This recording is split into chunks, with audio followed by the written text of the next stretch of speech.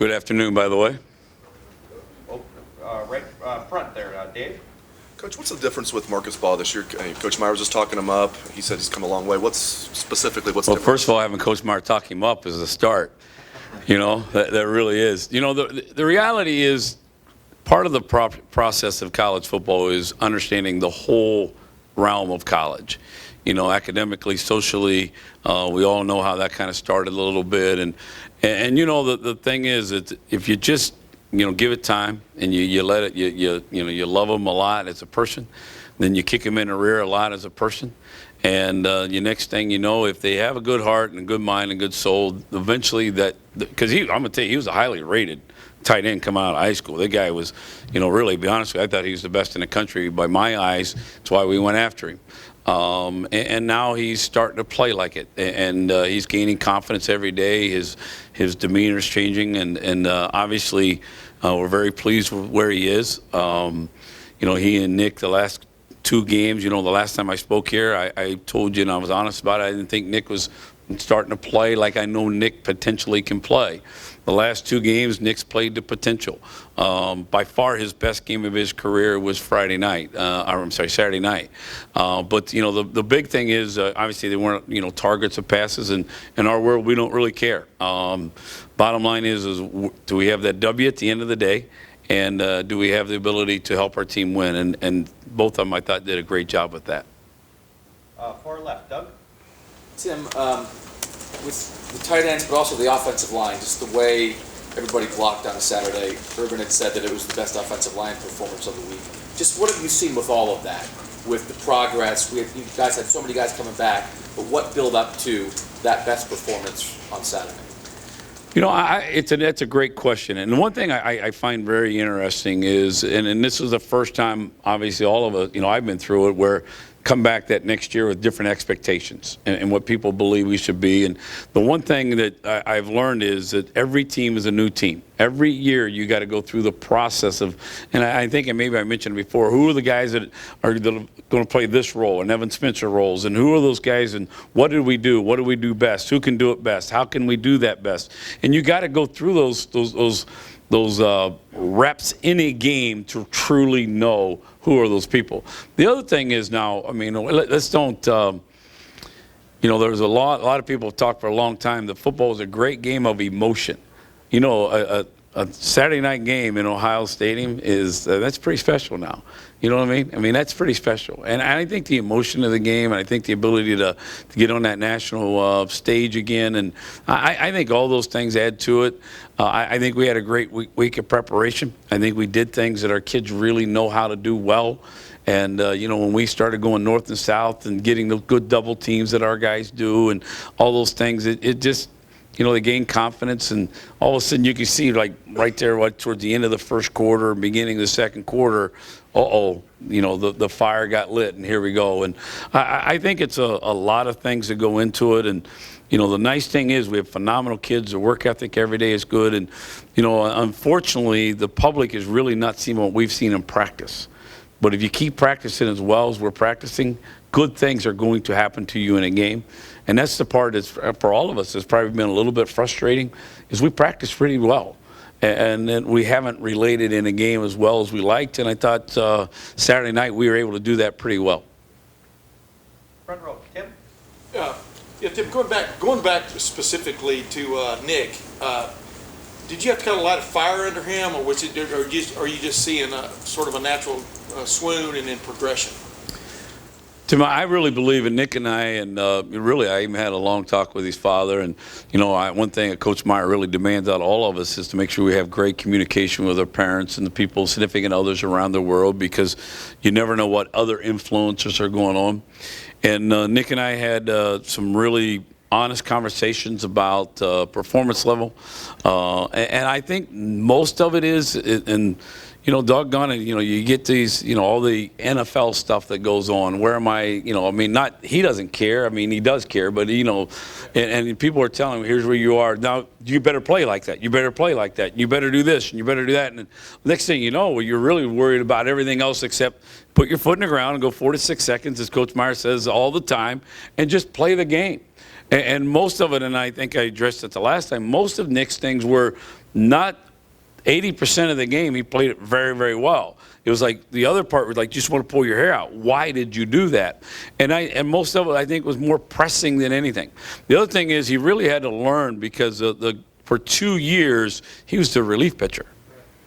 You know, he was coming in. We had a really good guy that was working with him every day, and now all of a sudden he had to take that role. So the relief pitcher was over. Now he had to come in and be the starter, and then he pressed when things didn't go as well as he wanted to early in the year, and all of a sudden now, you know, we had a long talk about it on Sunday again. He says, Coach, I've never felt better about preparation for a game. I felt more relaxed. I knew, hey, listen, when they lined up like this, I knew exactly what they were going to do. I felt really comfortable about the preparation, and that's my job. And my job is to make sure he feels very, very comfortable. You know, behind the scenes, we probably did more walkthroughs than we have done before. You know, we really every guy can learn differently. You know, some guys really learn really well on film. Some guys really learn really well on a chalkboard. Some guys really, really learn well by walking through it. And I keep trying every day to say, what's the best way to have my two guys, you know, they're really playing significant minutes, learn it. And Nick's is probably a better walkthrough guy. So I've changed a little bit what I'm doing and walking through things more so he can get not only a visual look of it, and also just a physical part of it as he's going. So it's really the chalkboard on the field walkthrough. I mean, literally walkthrough. And that's why I'm doing more of that than I was earlier in the year. Because the bottom line is if it's not working, find a way to fix it. And that's what coaching is. And so I you know, I'm not saying I have all the answers, but I tell you, we look every day when a guy's not playing to his standards. And Nick's a phenomenal talent. I mean, wow. I mean, that guy can, you know, he's 6'6", he's 262 pounds, he can run and has good power. But you know, I really thought that those things are probably making a difference. But more than anything, now he's starting to get a little confidence in who he is too. Was that the short answer? No, I'm just messing. It was a long answer. Is that what you're trying to say? Hey, can I ask one last thing? You're in the locker room after the game, and in the last couple of days, putting 38 on Penn State, a team that was number 10 in the country in total defense and stuff. What is the feel, I guess, about this offense? Is it different than a couple of weeks ago, 3 weeks ago? What's your sense of it?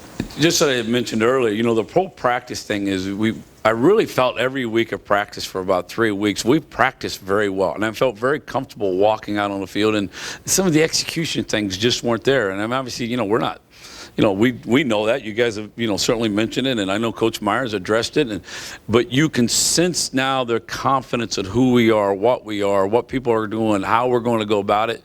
There is a different sense to it, and different feeling to it. Now, you know, the hard part is we got to do it again in New Jersey this week, and then we've got to do it again the next week and the next week, and have great consistency about what we're doing. And that's probably, you know, even in games, you know, we have streaks where we're really, boy, it's moving, and then we hit those little lulls. And what we really got to do with this offense is get it consistent across the board all the time, and including my position in their play. Front row left, Blake. Coach, you obviously did have a solid offensive performance against Penn State, but it was another slow start offensively. It's kind of been a trend this year. Coach Warner attributed that a bit to what other teams were doing schematically that maybe you hadn't seen on film. Is that why you guys have been starting slow? What's the issue there offensively? Why has it been that way this season? There's been a little bit of X and O's with it. Obviously, they come in with a game plan too, and you know what they're trying to do is not let momentum get started early, because they know, you know, if we get pretty good momentum, I think we're a hard team to handle.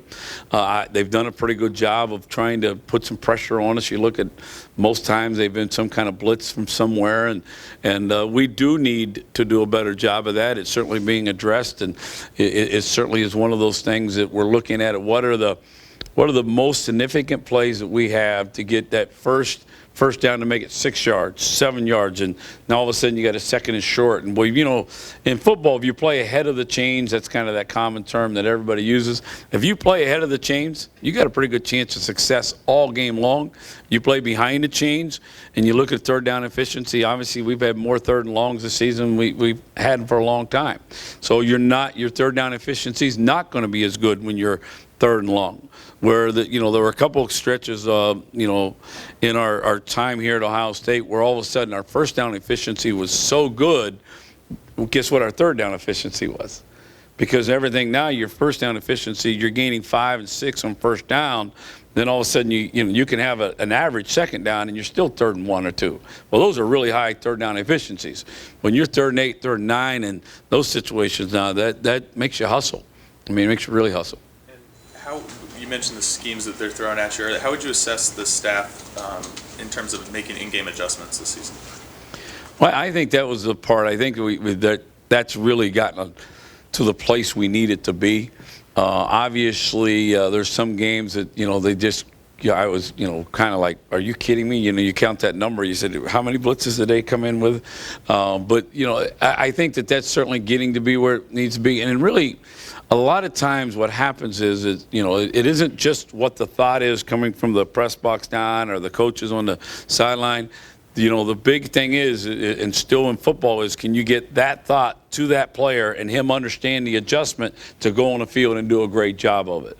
And that's the part that I see really getting better. And that's the part that you can see us doing better and better and better, because every defense is going to walk in and make us adjust throughout a game. Coach Meyer talks about all the time, preparation doesn't stop till the foot hits the ball, right? I mean, you've heard him say that slogan and that thing. Then all of a sudden, a game is about adjustments. What are they doing? What's the chess match going on?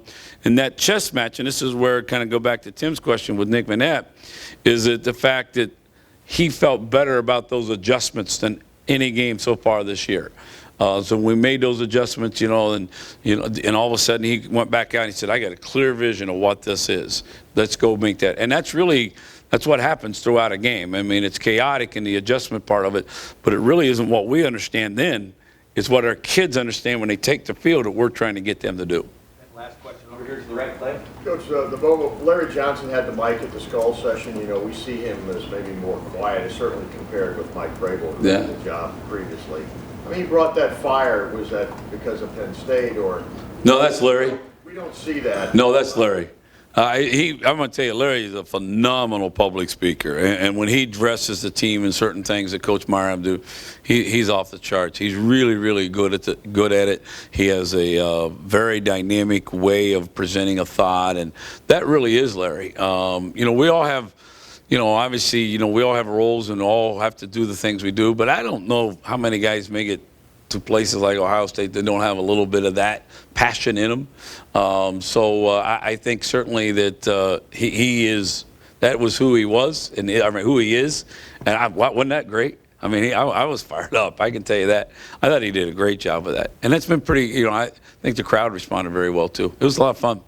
And we do have one last question. I'm sorry. Bill, front Hey, row. Tim, you're in the press box. You have kind of a clinical view of Yes. the game unfolds. When JT went in the game, what did you see? Did you see an offense that just looked like the way this offense is supposed to look? Well, the one thing that, offense is set up predominantly, you can beat your head against the wall or you can take what the defense gives you. And one thing that JT was able to do is the things that the defense was giving us. And probably when you look at it in that way, because we had a few more quarterback runs and we did some things with him that was probably a little more strength at times, I think, than maybe Cardell. But, the bottom line is they both have excellent skills. They both bring a skill set to this football team that makes us able to win and continue to win and do the things they do. And I just thought, probably more than anything on Saturday, it was more of, hey, here's what the defense gives us, and sometimes they'll give us different things. And I thought it probably fit a little more maybe into JT's wheelhouse than Cardell's. But that doesn't mean Cardell doesn't have strength. JT doesn't. They're excellent players. They both do great things. And that was probably more than anything, because, you can try to beat your head against the wall and run things that the defense are defensing, or you can do things that can hopefully hurt the defense. And that's what we were trying to accomplish. Coach, thank you very much. Here.